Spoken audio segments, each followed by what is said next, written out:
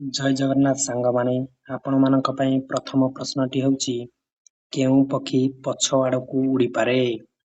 Option A ଚାତକ, option B hummingbird, option C ବାଦୁଡ଼ି, option D ପେଚା।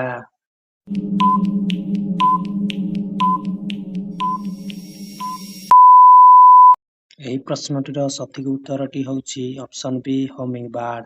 ଆପଣମାନଙ୍କ ପାଇଁ ନେକ୍ସଟ ପ୍ରଶ୍ନଟି ହେଉଛି କେଉଁ ଜୀବ ଆଖି ବନ୍ଦ କରି ମଧ୍ୟ ଦେଖିପାରେ?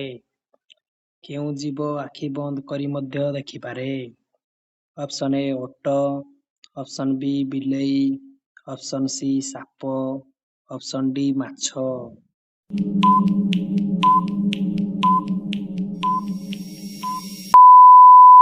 ଏହି ପ୍ରଶ୍ନଟିର ସଠିକ୍ ଉତ୍ତରଟି ହେଉଛି ଅପସନ୍ ଏ ଓଟ।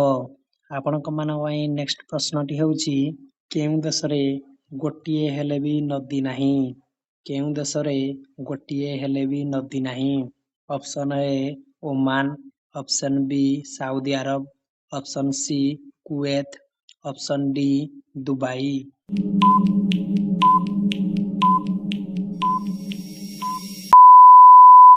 ଏହି ପ୍ରଶ୍ନର ସଠିକ୍ ଉତ୍ତରଟି ହେଉଛି ଅପସନ୍ ବି ସାଉଦି ଆରବ। ଆପଣମାନଙ୍କ ପାଇଁ ନେକ୍ସଟ ପ୍ରଶ୍ନଟି ହେଉଛି ମଣିଷ ଶରୀରର କେଉଁ ଅଙ୍ଗରେ ରକ୍ତ ନଥାଏ? ମଣିଷ ଶରୀରର କେଉଁ ଅଙ୍ଗରେ ରକ୍ତ ନଥାଏ? Option A cornea, option B ନଖ, ଅପସନ୍ ସି କାନ, ଅପସନ୍ ଡି ଜିଭ।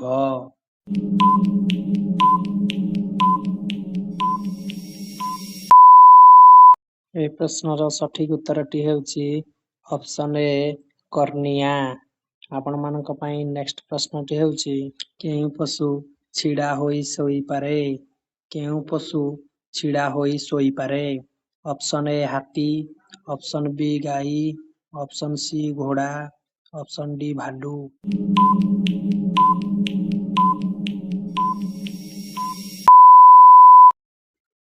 ଏହି ପ୍ରଶ୍ନର ସଠିକ୍ ଉତ୍ତରଟି ହେଉଛି ଅପସନ୍ ସି ଘୋଡ଼ା।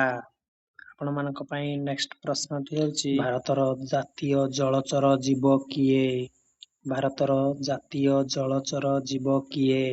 ଅପସନ୍ ଏ କଇଁଛ, ଅପସନ୍ ବି ଗାଙ୍ଗେୟ dolphin, option C shark, option D କୁମ୍ଭୀର।